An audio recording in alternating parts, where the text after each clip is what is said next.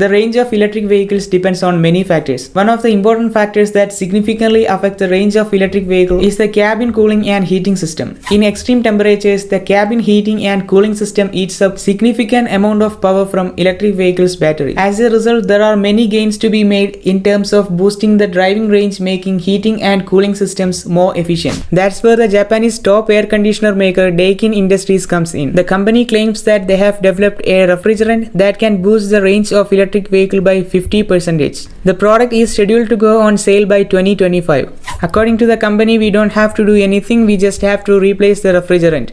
The refrigerant will have a boiling point of minus 40 degrees Celsius, which is 10 to 15 degrees Celsius lower than the product currently used by the EV makers worldwide. The air conditioners use the heat generated by compressing the refrigerant to heat or cool the air inside the car. This new product reduces the power required for compression. It frees up more electricity and that can be used to drive the electric vehicle more distance. The EV manufacturers try to improve the range of electric vehicles. The Daikin more specifically claims that in an EV with a range of 200 kilometers on a full charge operating in an urban area of Japan with the air conditioner running, the new refrigerant could unlock an additional 100 kilometer of range. The Japanese company says it will consider the price of new refrigerant while looking at the market prices. Currently, the most common refrigerant for the use in electric vehicle air conditioner, a product jointly developed by US companies Honeywell and Chemours. It costs around $270 per vehicle. Since the alternative to increase the battery capacity to extend range by 100 km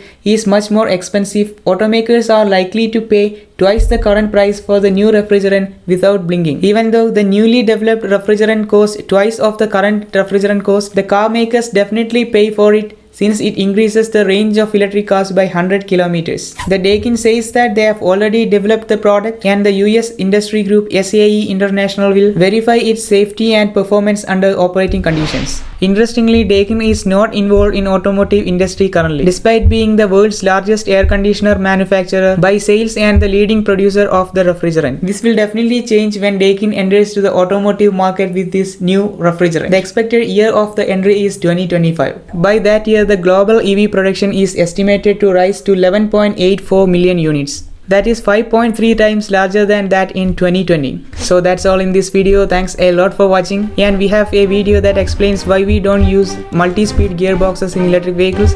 Do watch that video. I will provide the link to that video in the description and the end screen. See you there.